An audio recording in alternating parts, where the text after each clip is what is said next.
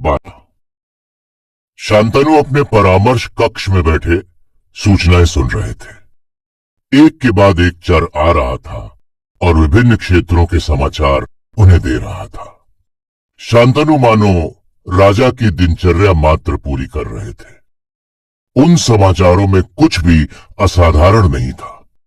कुछ समाचार पड़ोस के राज्यों के विषय में थे, कुछ अपनी प्रजा के विषय में, कुछ सेना और सेनापतियों के विषय में। अगला चर हाथ जोड़कर खड़ा था, कह कुछ भी नहीं रहा था। इस व्यतिक्रम से शांतनु का ध्यान भंग हुआ। क्या बात है? चर ने पुनः हाथ जोड़े। राजन, बड़े द्वंद्व में हूं। कहने योग्य भी नहीं लगता, किंतु आपको सूचित किए बिना भी नहीं रहा जाता। कुछ क्षणों तक शांतनु सोचते रहे। ऐसी कौन सी बात है कि चर के मन में द्वंद्व है? कुछ भयभीत सा भी लग रहा है। कहो, वे बोले। अभय देता हूं। महाराज, चर बोला, राज परिवारों के सदस्यों पर दृष्टि रखने के लिए हमारी नियुक्ति नहीं हुई है। मेरी इच्छा भी वो नहीं थी। फिर भी मेरी दृष्टि में एक बात आई है, आपको सूचित करना चाहता हूं। चर फिर मौन हो गया और शांतनु फिर से सोचने लगे। अंततः शांतनु ही बोले, राज परिवार के किसी सदस्य ने कुछ अनुचित किया है क्या? मैं उसे अनुचित कर्म तो नहीं कहूंगा, किंतु उससे भविष्य में प्रजा के अनिष्ट की संभावना उत्पन्न होने का अवसर आ सकता है, इसलिए उसकी रोकथाम। शांतनु ने चर की पूरी बात नहीं सुनी। ऐसा कौन सा कर्म है जो अनुचित तो नहीं, किंतु भविष्य में उससे अनिष्ट की संभावना है? स्पष्ट कहो चर। वे बोले, मेरा आदेश है। महाराज, राजकुमार भीष्म ने गंगा तट पर एक कुटीर का निर्माण करवाया है और वो अपना अधिकांश समय उसी में व्यतीत करते हैं। शांतनु के मन में आया कि कहें, गंगा तट पर भीष्म ने एक कुटिया बनवा ली है तो क्या हुआ? ये सारी भूमि उसी की है, सारा कुरु राज्य उसका है। वो चाहे तो प्रासादों के नगर का निर्माण करवा ले। किंतु दूसरे ही क्षण उनका ध्यान सत्यवती की ओर चला गया। क्या यह भी सत्यवती की ओर से उपालंब दे रहा है? क्या यह सत्यवती की ओर से भीष्म पर चित्रांगद की भूमि हड़पने का आरोप लगा रहा है? पर नहीं, इसे उसकी क्या आवश्यकता है? उसने कहा है कि कर्म अनुचित नहीं है, किंतु भविष्य में प्रजा का अनिष्ट। क्या इसका संकेत भविष्य में संभावित भीष्म और चित्रांगद के संघर्ष की ओर है? पर नहीं, उसने कहा है कि भीष्म अपना अधिकांश समय गंगा तट की कुटीर में व्यतीत करता है, तो क्या वो राजप्रासाद में नहीं रहता? भीष्म क्या करता है कुटीर में? सहसा उन्होंने पूछा। चिंतन मनन ध्यान। शांतनु के मस्तिष्क में विद्युत कौंध गई। गंगा तट की कुटिया में भीष्म चिंतन मनन और ध्यान करता है। इस वय में क्या वो वानप्रस्थ की ओर बढ़ रहा है? लगा उनके मन ने जैसे कशा फटकारते हुए भीष्म को डांटा। क्या कर रहे हो वत्स? ये तुम्हारा वानप्रस्थ का वय नहीं है। तुम्हें कुटिया में नहीं, प्रासाद में रहना चाहिए। जीवन के भोगों से विमुख नहीं, उनमें प्रवृत्त होना चाहिए। और उनका अपना विवेक जैसे भीष्म का रूप धारण कर उनके सम्मुख खड़ा हो गया। तात, मैंने अपना ब्रह्मचर्य आश्रम पूर्ण कर लिया है। गृहस्थ आश्रम आपको समर्पित कर दिया है। अब उसके आगे वानप्रस्थ ही तो है। अतीत तो कभी भी नहीं लौटता। वर्तमान के द्वार बंद हो जाएं तो फिर भविष्य की ओर ही देखना पड़ता है। मैं भी आगे ही चल रहा हूं पिताजी। उनकी कल्पना जैसे साक्षात हो गई। मैं कुछ अनुचित तो नहीं कर रहा तात। उसे अनुचित कैसे कह दें शांतनु? वो तो कुछ भी अनुचित नहीं कर रहा। जो सुनता है उसकी प्रशंसा करता है, उसे सराहता है उसकी युवावस्था में ही लोग उसकी महानता बखानने लगे। पर शांतनु अपने उस मन का क्या करे जो उन्हें बार बार धिक्कार रहा है कि गंगा को रुष्ट कर जिस देवव्रत को उन्होंने बचाया था उसे पाल पोस कर इतना बड़ा कर उन्होंने अपने हाथों से उसी गंगा को समर्पित कर दिया है। गंगा तट पर रहकर वो जीवन मुक्त तो नहीं हुआ पर वो गंगा का ही हो गया। ऐसे में वो शांतनु के काम का नहीं रहेगा। वे अपने चिंतन से उभरे, देखा सामने चर खड़ा था। बोले, तुम जाओ चर, और हां शेष लोगों से कह दो अब और कोई ना आए। शेष चरों की बात फिर कभी सुनूंगा। इस समय मेरा मन स्वस्थ नहीं है। चर के चेहरे का रंग उड़ गया। क्या मेरी सूचना से महाराज का मन अस्थिर हो गया? शांतनु के मन में आया उसे डपट कर भगा दें, पर डपटने का कोई कारण तो हो। किसी प्रकार धैर्य रखकर बोले, अस्थिरता तो मेरे अपने मन में है चर। तुम्हारी सूचना ने तो उसे जगा दिया है। जाओ, तुम्हारा कोई दोष नहीं है, तुम्हारा कोई अहित नहीं होगा। चर ने बड़ी शालीनता से हाथ जोड़कर सिर झुकाया। राजा के हित में सबका हित है और राजा के अहित में ही सबका अहित है देव। शांतनु चर को बाहर जाते देखते रहे। क्या कह गया चर? भीष्म ने वानप्रस्थ ग्रहण कर लिया तो भविष्य में अनिष्ट होगा, राजा का भी अहित होगा, प्रजा का भी। सिद्धांत रूप में शांतनु चर की बात से सहमत नहीं हो सकते।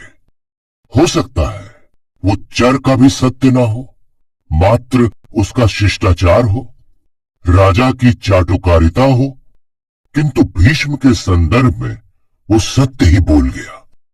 भीष्म का वानप्रस्थी हो जाना न शांतनु के लिए शुभ है न प्रजा के लिए, और उनका मन कहता है कि ये सत्यवती और उसके पुत्रों चित्रांगद और विचित्र वीर्य के लिए भी शुभ नहीं है। शांतनु को लगा उनके हृदय में पुत्र शोक की विह्वलता है। आज उन्हें अनुभव हो रहा था कि मनुष्य का सहज मन प्रकृति ने कुछ ऐसा बनाया है कि त्रिकाल सत्य आदर्शों पर स्वयं चलने का तो वो साहस ही नहीं करता। अपने प्रियजनों को उन आदर्शों की ओर बढ़ता देखकर भी कोई प्रसन्न नहीं होता। राम राज्य को त्याग कर वनवास के लिए चले गए थे तो दशरथ उनके त्याग से प्रफुल्लित नहीं हुए थे। उन्होंने उसी शोक में प्राण त्याग दिए थे। शांतनु ने तो भीष्म के त्याग को बहुत सराहा था, किंतु उनका वानप्रस्थ ग्रहण करना शांतनु के मन में रह रहकर टीस उठ रही थी। शायद सत्यवती ने इसका अनुमान बहुत पहले कर लिया था, तभी तो उसने बहुत स्पष्ट और कठोर शब्दों में कहा था कि उसे अपने पुत्रों के लिए भी भीष्म का सानिध्य और सहचर्य काम में नहीं है। सहसा उनका मन चेता। उन्हें लगा वो समय से बहुत पहले ही शोक करने बैठ गए हैं। अभी तो कुछ भी नहीं बिगड़ा है। भीष्म जीवित है और स्वस्थ है। अभी उसने गंगा तट पर एक कुटिया मात्र बनाई है। अभी वो चिंतन मनन और ध्यान ही कर रहा है। यदि अभी वे प्रयत्न करें तो संभवतः भीष्म इस मार्ग पर आगे नहीं बढ़ेगा। हाँ, आगे नहीं बढ़ेगा तो संसार में स्थिर तो कुछ भी नहीं है। भीष्म जहां खड़ा है वहां खड़ा नहीं रहेगा, आगे भी नहीं बढ़ेगा तो क्या पीछे लौट आएगा? क्या संभव है पीछे लौटना? धनुष से छूटा हुआ बाण क्या वापस तुणीर में लौटा है कभी? और भीष्म के वापस लौटने का क्या अर्थ है? क्या शांतनु उससे कहें कि वो फिर से युवराज बन जाए और विवाह कर ले? यदि वो ऐसा कुछ कर दे तो सत्यवती मान जाएगी क्या? और स्वयं भीष्म? राजा को बहुत देर तक किंग कर्तव्य विमूढ़ बैठा देखकर वृद्ध मंत्री विष्णुदत्त ने चिंता प्रकट की। राजन का स्वास्थ्य स्वास्थ्य तो ठीक है, शांतनु का उत्तर था, किंतु लगता है कि अब राजकाज संभालने की स्थिरता मन में नहीं रही। ऐसा क्या हो गया राजन? सारथी को रथ लाने के लिए कहलवा दें। रथ में बैठकर भी शांतनु तय नहीं कर पा रहे थे कि वो कहां जाए। अपने प्रासाद में जाकर अपने अकेले कक्ष में औंधे मुंह पड़े रहें, या भीष्म के पास जाकर उसे समझा बुझाकर लौटा लाने का प्रयत्न करें, या सत्यवती के पास जाकर अनुरोध करें कि वो अपने पिता की ओर से भीष्म को उसके वचनों से मुक्त कर दे। सारथी ने रथ हाँक अवश्य दिया था, किंतु उसका असमंजस स्पष्ट था। राजा ने उसे कोई स्पष्ट आदेश नहीं दिया था, और राजा की ये विचलित मनस्थिति देखकर कुछ पूछने का उसका साहस भी नहीं हो रहा था। राजा की ये भंगिमा उसके लिए नई नहीं थी। राजा में रजस तत्व कुछ अधिक ही था। उनके आवेश का आरोह अवरोह बहुत उग्र और स्पष्ट होता था।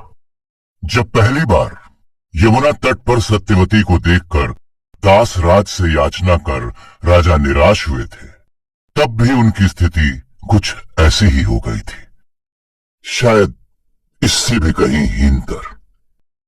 महाराज, विश्राम करेंगे? अंततः सारथी ने पूछा। हां, शांतनु पूर्णतः अन्यमनस्क थे। किस प्रसाद में ले चलूं? शांतनु जैसे निद्रा से जागे। महारानी सत्यवती के प्रसाद में। महाराज आज कुछ असमय पधारे हैं। सत्यवती के मन में कोई विशेष उल्लास नहीं था। सब शुभ तो है? तुमसे कुछ बातें करनी है सत्या। शांतनु सत्यवती के कक्ष की ओर बढ़ चले। महत्वपूर्ण बात है, इसलिए चाहूंगा कि पूर्ण एकांत हो। दासियों को भी हटा दो। सत्यवती ने उनके पीछे कक्ष में प्रवेश किया और कपाट भिड़ा दिए। क्या बात है महाराज? और उत्तर की प्रतीक्षा किए बिना उसने स्वयं ही कहा, क्या आप तक भी सूचना पहुंचा दी गई? सत्यवती पलंग पर लेट गए शांतनु के पास आकर बैठ गई। तो क्या सत्यवती भी जानती है? शांतनु ने मन ही मन सोचा, किंतु पूछा, कौन सी सूचना जिसे सुनकर इस समय आप यहां चले आए हैं? शांतनु को लगा सत्यवती का स्वर कुछ ऊंचा ही नहीं, अशिष्ट भी हो गया है, पर उनका मन कह रहा था कि सत्यवती का यह व्यवहार भीष्म के वानप्रस्थ के कारण नहीं हो सकता। क्या हुआ सत्या? शांतनु का स्वर अनपेक्षित रूप से शांत था। तुम कुछ क्षुब्ध लग रही हो। आपको मंत्री विष्णु दत्त ने कुछ नहीं कहा? नहीं तो? और शांतनु मन ही मन चकित होते हुए सोच रहे थे कि विष्णु दत्त से संबंधित ऐसी कौन सी बात थी जिसके कारण सत्यवती इतनी क्रुद्ध है। और विष्णु दत्त ने न केवल उसकी चर्चा ही नहीं की, उल्टे वो शांतनु के स्वास्थ्य के विषय में अपनी चिंता प्रकट करता रहा। आज युवराज भ्रमण के लिए गए थे। कौन? शांतनु अनायास ही पूछ बैठे। भ्रमण के लिए कौन गया? वो सोच रहे थे, भीष्म तो गंगा तट पर कुटिया बनाए बैठा है। युवराज चित्रांगद, सत्यवती ने एक एक शब्द बलपूर्वक कहा।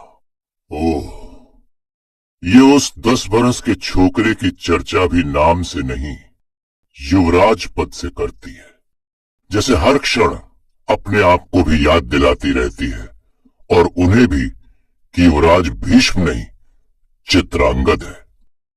लगता है अभी भी उसे आठों प्रहर एक ही आशंका खाए जा रही है कि भीष्म चित्रांगद से उसका युवराज पद छीन न ले। तो क्या हुआ? शांतनु ने पूछा। चित्रांगद का भ्रमण करने जाना कोई ऐसी घटना तो नहीं जिसकी सूचना राजा को अवश्य दी जाए? एक वाटिका के बाहर जाकर सारथी ने रथ रोक दिया। युवराज ने कारण पूछा तो सारथी ने बताया कि वो राजोद्यान है, भीतर पदाति ही जा सकता है, रथ के लिए मार्ग नहीं है। युवराज ने उससे कहा कि राजोद्यान उनकी निजी संपत्ति है। यदि वो चाहते हैं कि रथ भीतर जाए तो सारथी का कर्तव्य है कि वो रथ को भीतर ले जाए, किंतु सारथी ने उनकी आज्ञा का पालन नहीं किया। उसे इस अपराध के लिए दंडित करने हेतु युवराज ने उसे कशा से पीटा। शांतनु को लगा कशा सारथी की पीठ पर नहीं, उनकी अपनी पीठ पर पड़ा। 10 वर्षों का ये उद्दंड छोकरा अपने आप को युवराज समझता है, इसलिए वो जिस जिसको अपराधी मानकर दंडित करने के लिए कशा से पीटता है। ये सारथी, परिचारक तथा अन्य राज्य कर्मचारी वय में उससे बहुत बड़े हैं। वो राज परिवार की मर्यादा और प्रासाद के विधि विधान को जानते हैं। उनका दायित्व है कि वे राजकुमार को राजकुल की मर्यादा से परिचित कराएं और इस शिक्षा के लिए अनुग्रहित होने के स्थान पर वो उनको दंडित करता है। ये शील शिष्टाचार सिखाया है सत्यवती द्वारा नियुक्त अध्यापकों और आचार्यों ने उसे, किंतु अपने मन के बवंडर को उन्होंने अपने तक ही रोके रखा। पूछा, फिर क्या हुआ? होना क्या था? सत्यवती बोली, कुछ होता इससे पहले ही आपका वो बूढ़ा विष्णुदत्त वहां आ पहुंचा और इस प्रकार पूछताछ करने लगा जैसे वो युवराज से भी अधिक अधिकार संपन्न कोई राज कर्मचारी हो। युवराज ने उसे बताया कि सारथी उनकी आज्ञा का उल्लंघन कर रहा है, तो सारथी को प्रताड़ित करने के स्थान पर आपका वो विष्णुदत्त युवराज को ही समझाने लगा कि सारथी ठीक कह रहा है। राजोद्यान के भीतर रथ ले जाने का नियम नहीं है। युवराज को क्रोध तो बहुत आया, किंतु मंत्री की वृद्धावस्था का विचार कर उन्होंने उस पर कशा का प्रहार नहीं किया। अपने नन्हे से हाथ का एक चाटा भर मारकर वे ये कहकर लौट आए कि वो महाराज के सम्मुख मंत्री और सारथी पर अभियोग प्रस्तुत करेंगे। सहसा शांतनु के मन में सत्यवती के लिए दया उमड़ आई। ये बेचारी अपने पुत्र की ममता और उसके युवराजत्व के महत्व से ऐसी त्रस्त है कि उसका विवेक जैसे मर ही गया है। वो समझ नहीं पा रही कि उन तीनों में अपराधी यदि कोई है तो वो स्वयं चित्रांगद है। दंड मिलना चाहिए तो चित्रांगद को ही मिलना चाहिए। 10 वर्षों का ये छोकरा अपने युवराजत्व से ही इतना मदांध हो गया है कि वो अपने अधिकार की कोई सीमा ही नहीं समझता, नियम, मर्यादा और धर्म को भी नहीं समझता। कल जब ये मदांध राजकुमार राजा के रूप में हस्तिनापुर के सिंहासन पर बैठेगा तो इसका अहंकार आज की तुलना में कहीं अधिक स्फीत हो चुका होगा। तो क्या वो राजसभा में बैठा अपने हाथों राजदंड से लोगों को पीटा करेगा? क्या वो इस बात को समझ पाएगा कि वैसे तो प्रत्येक व्यक्ति अपने ही पाप को भोगता है, किंतु राजा का पाप शतगुणित होकर लौटकर फिर उसी पर पड़ता है। शांतनु को चुप देख सत्यवती पुनः बोली, क्या विष्णुदत्त ने आपसे चर्चा की? नहीं, शांतनु बोले, किंतु तुम्हें चित्रांगद को समझाना चाहिए कि राजकुमारों की भी कोई मर्यादा होती है। सत्यवती की आंखें आश्चर्य और क्रोध से फैल गईं। वो अवाक बैठी शांतनु को देखती रही। शांतनु के मन में आया कि कहे, युवराज की मां की भी मर्यादा होती है, पर उन्होंने कहा नहीं। उठकर चुपचाप कक्ष से बाहर चले गए। अब भीष्म की चर्चा व्यर्थ थी।